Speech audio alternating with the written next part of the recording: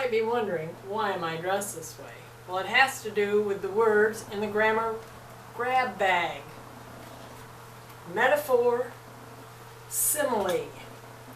My dictionary defines metaphor as a comparison between two things that are not alike and replaces the word with another word.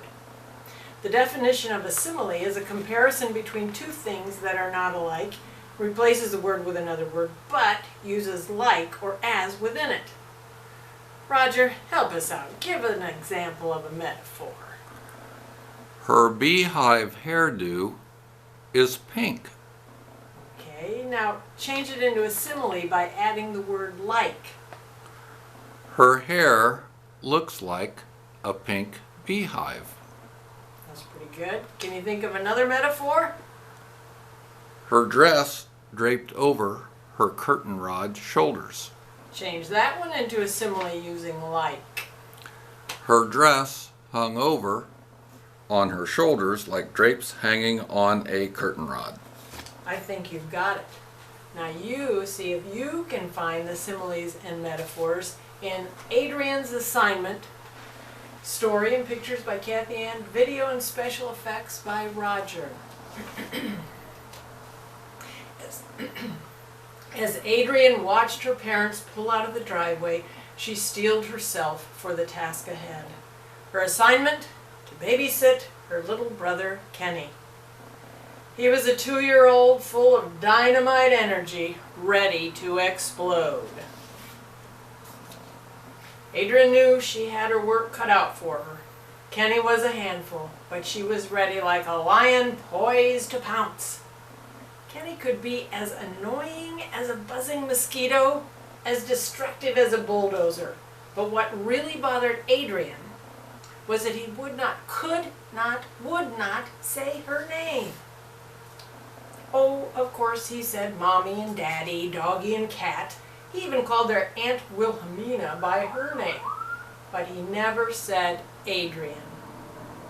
Tonight will be different, Adrienne thought. She planned an evening packed with fun things to do. Surely Kenny would say her name. Well, Kenny, it's just you and me. Say Adrienne, she said in a sugar-sweet voice. Goo goo, Kenny said. Ignoring that response, Adrienne took a deep breath. Come on, Kenny, let's play with your foam blocks. The two built a castle. I like your towers, Kenny, Adrienne said. Now say, thank you, Adrienne. Kenny looked from his sister to his blocks. Then his spider fingers grabbed a handful and threw them at her. No, Kenny, Adrienne said. No throwing blocks. Say sorry, Adrienne.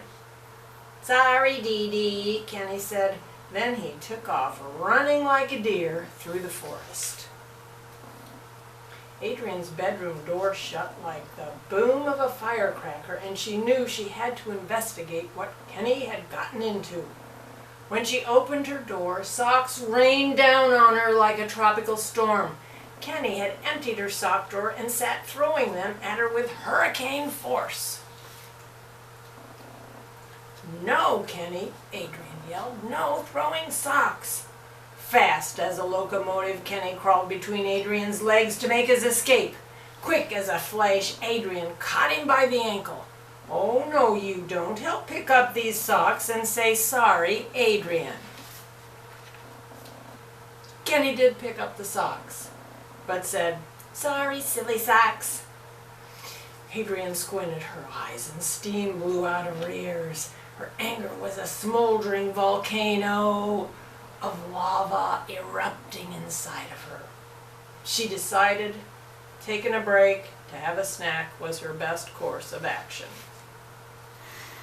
Kenny climbed into his booster seat at the table like a little billy goat. Since the boy loved marshmallows, Adrienne gave him a pile of the sticky morsels. After stuffing 5 in his mouth like a hamster with peanuts, Kenny grabbed the rest and turned them into missiles launched at Adrienne's head. No, Kenny, Adrienne demanded. No throwing marshmallows. Say sorry, Adrienne. Kenny frog jumped out of his seat and down the hall, yelling over his shoulder, sorry, doo-doo. Adrienne's patience was fading like fog on a sunny day. When she tracked the little human tornado down, she found him reaching inside her book bag. She had forgotten to hang it up. Suddenly, a cascade of homework papers swirled around her like fall leaves blowing in the wind. "No, Kenny," Adrienne whispered through clenched teeth tight as double knots. "No throwing papers. No getting in my book bag. Say sorry, Adrienne." With a sheepish grin, Kenny said, "Sorry, poopy papers."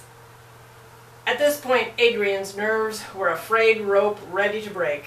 She decided to call it a night.